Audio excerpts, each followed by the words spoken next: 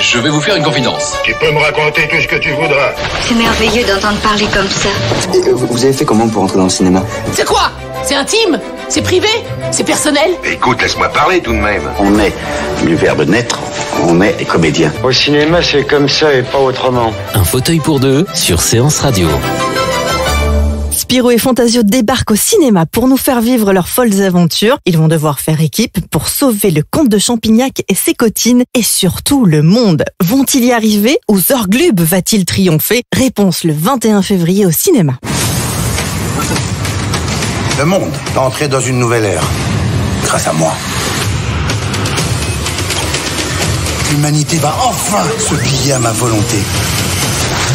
Bienvenue sur Séance Radio et comme chaque mercredi, j'ai le plaisir de vous retrouver dans Un fauteuil pour deux. Cette semaine, après 80 ans d'existence, comme pour fêter un peu leur anniversaire, ils sortent de la BD pour nous faire vivre leur aventure en chair et en os. Je veux bien sûr parler de Spirou et Fantasio au cinéma le 21 février. Avec Thomas Oliver, avec Alex Lutz, Christian Clavier, Vincent Dezagnas, Charlotte Cabri, Géraldine Nakache et Ramzy Bedia, réalisé par Alexandre Coff, qui signe là sa 4e comédie. Et pour nous en parler, sur Un fauteuil pour deux, enfin, on se sert un peu aujourd'hui puisqu'on pousse les coussins, puisque nous sommes 3 et j'ai le plaisir de recevoir Géraldine Nakache et Ramzy Bedia. Bonjour.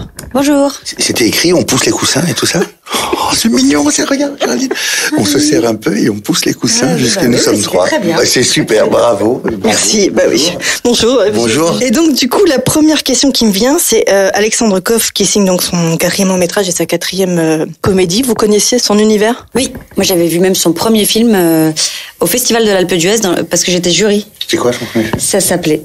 Je sais pas trop. Ça s'appelait ça? C'était ça comme ça? Oh, j'avais kiffé, oui, effectivement. Ouais, super, avec François Damiens et Pascal Arbillot. Une pure affaire! Une pure affaire avec l'histoire de drogue, là. Ouais, et c'était canon. C'était super. C'était canon. Et du coup, j'ai été ravie, moi, quand il est venu me proposer ses cotines. En plus, l'adaptation d'une BD, c'est toujours chouette à faire, donc c'était super. Moi j'ai été, je croyais que c'était une histoire de drogue encore, donc j'ai été. Puis quand on m'a dit non, c'est Zorglub, bon bah j'y étais, je suis resté, je l'ai fait. Mais j'étais venu pour la drogue. Bon, les aventures de Spirou, ça a quand même bercé pas mal d'enfants. Est-ce que vous faisiez partie de ces enfants ou c'est après que vous avez plutôt connu la BD? Géraldine est très très fan de BD. Quand elle était gamine, elle lisait beaucoup de BD. Tu crois que tu as lu tous les Belges. Tu disais Peyo, les Tuniques, enfin toutes ces BD belges. Il y a le Chil Talon. Les gars. Moi non, malheureusement je suis passé un peu à côté. Mais tu peux peut-être nous en parler un peu de ce que tu aimais comme BD. Vous voyez ce que c'est un partenaire comme ça, qui vous met dedans? Un partenaire qui vous met dedans. Parce que je suis suffisamment honteuse d'avoir jamais lu une BD. J'ai jamais lu de BD moi quand j'étais jeune, alors que j'en avais chez moi, mon frère les lisait. Oui. Mais je m'en foutais complètement parce que je préférais dessiner des vêtements comme une idiote. Et bien heureusement que tu es devenue créatrice de mode, sinon tu vois ça aurait servi à rien. Je m'appelle Isabelle Marant. Mais vu que t'es marrant. Fais pas. En revanche, Ramzy, vous avez bien compris qu'il était un vrai fan de BD. Ouais, bah oui. Hein. Du coup, vous jouez quand même le méchant, le très très méchant, et c'est pas la première fois que vous jouez un méchant dans une BD. Eh non, j'ai déjà fait le méchant dans l'autre BD là. Lucky Luke. Ah oui, non. Mais non, c'est Avrel, il est gentil Avrel. Ouais. Oui, mais il fait partie des... Il fait partie des méchants, parce que c'est un bandit de l'Ouest. C'est un bandit de l'Ouest, sans foi ni vergogne, mais il reste un gentil. À chaque fois, je fais des méchants qui ont un cœur, en fait. Mais est-ce que ce serait pas parce que Ramzy Bedia, himself, a un cœur d'ange? Non, mais c'est ça, à un moment donné, on dit oui, c'est de la composition, c'est pas vrai. C'est un faux méchant, en fait. C'est un faux méchant. Mais j'aimerais tellement l'être méchant un peu, je vous jure. C'est un vrai gentil. Mais je suis un vrai gentil, on se refait pas. C'est pour ça qu'il est formidable en Zorglub, parce qu'on adore le détester. On adore ça. Mais s'il y en a un autre, je serais encore plus méchant. Le mieux, c'est encore sa coupe, hein. Ah, la coupe de cheveux, elle vaut 100 000 balles, comme on dit, hein. Ah, elle m'a évité 4 heures de maquillage chaque matin, ça, c'est le fait de se raser, franchement, c'était très bien. Et puis, je voulais bien il y a un respect à avoir auprès des fans de la BD. On fait pas une adaptation de BD juste pour les fans de BD, on fait ça pour l'emmener au contraire plus loin et que d'autres gens découvrent Spirou. Malgré tout, je voulais respecter les gens qui ont été bercés par Spirou et Zorglub, et le minimum c'était de se raser les cheveux parce que Zorglub est chauve et je voulais pas qu'on voit un semblant de prothèse et qu'on sorte de l'histoire en se disant mais c'est mal fait.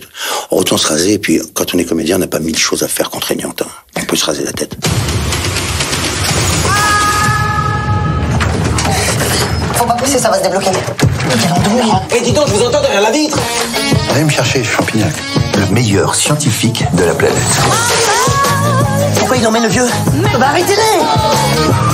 Alors, petit bouchon, on a peur. Vous me rappelez ces cotines. Vous êtes bloqué sur cette fille, hein. T'as pas un peu forci, toi? Géraldine, vous jouez donc ces cotines en version brune. Et alors oui, j'aurais adoré faire une couleur parce que ça aurait été un bon prétexte pour essayer de tenter d'être blonde, mais Alexandre Koff m'a évité un drame. Sinon, on est proche de Tata Rachel, donc finalement on est resté sur une sécotine qui est brune, mais qui visiblement est assez intrépide pour ressembler à l'originel. Et bien, n'empêche Fantasio se dire dans le film Tata Rachel. Où est Champignac? Ça aurait été bien. Un petit mot peut-être aussi sur vos partenaires de jeu. Donc il y a Thomas Oliveres, il y a Alex Lutz, il y a Christian Clavier, Vincent Dezagna et Charlotte Gabriquilleux jouent au Fort Nova Dom demain. Non, mais je crois qu'on a tout dit. Voilà, restons concentrés sur ces cotines. Restons concentrés sur ces cotines et Zorglub. D'accord. Alors, mais quand même, quelle scène a été le plus difficile pour l'un et l'autre de jouer? Parce qu'il y a eu des fous rires. On a dû recommencer. On a recommencé beaucoup de la séquence où justement Ramzy nous immobilise, Christian Clavier et moi, à l'aide de ses orglondes. Donc on devait jouer immobilisé, pas bouger, même pas cligner des yeux, et Ramzy se réjouir de cette situation et donc en méchant Zorglub qu'il est, tourner autour de nous et se réjouir. Et d'entendre le réalisateur dire Géraldine, arrête de rire. Et de moi d'attendre juste l'action pour essayer encore de la faire rire. Et que ça marchait. Et donc du coup elle enfer parce que impossible de rentrer la séquence, quoi. Est-ce que pour vous l'ADN de la BD a été respecté? Alors vraiment chapeau Alexandre Koff parce que je trouve que il a été hyper fidèle à la BD sans vouloir y apporter forcément ce côté l'an 2000 là, un peu les vannes, les anachronismes. Hein. Exactement. Et je trouve ça très courageux parce que être fidèle c'est pas un exercice facile. Puis ça fait 18 ans que c'est passé l'an 2000, je trouve que cette référence. T'as compris l'an 2000?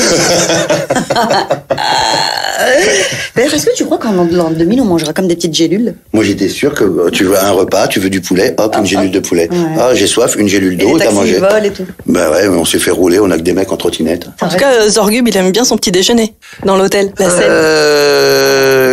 Oui, il a tout un rituel et il est très classe. C'est vraiment moi dans la vie que j'aimerais être. J'adorerais être comme ça dans la vie. Vraiment. Alors il y a un autre personnage que les enfants d'ailleurs dans la salle ont adoré et puis nous aussi on adore, c'est le petit écureur, c'est Spip. Ça fait quoi de tourner avec Spip? Oh, excusez-moi de ma vulgarité, mais ça fait chier en vrai parce que d'abord il nous vole la vedette parce que c'est hyper mignon et que tout le monde se dit ah petit écureuil et tout.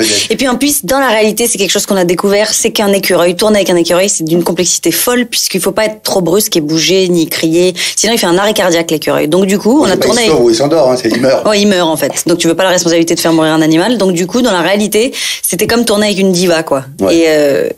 Et du coup c'était compliqué quand l'écureuil arrivait, on était transi de peur un peu, fallait pas bouger. Ah oui quand même.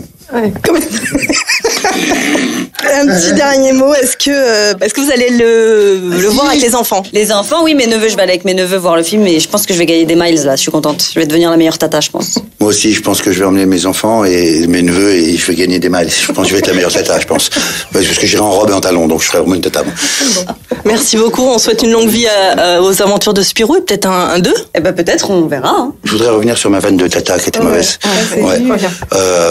Alors moi aussi, je serai vraiment habillé. Moi aussi, j'emmène mes neveux. Merci beaucoup, à bientôt.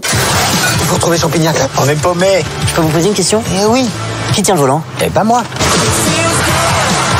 Les cotines! C'est votre fiancé, ce dingue? Tellement pas. Eh dis donc, je t'ai entendu, hein. Et encore raté. Tu vois, je t'avais dit de les shooter quand ils étaient à la raille. C'est raté, ça? Spip. Attaque! Je crois que je suis trop bouillant. Vous savez comment faire atterrir ce truc?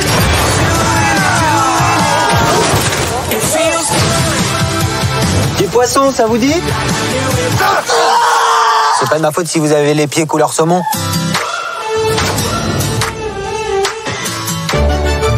Un fauteuil pour deux sur Séance Radio. Une demi-heure pour tout savoir. C'est un grand cinéaste de l'ambiguïté, quoi, du trouble. Et là, il n'y a rien. Le jeudi à 19h, nos ciné parlent fort de cinéma sur Séance Radio.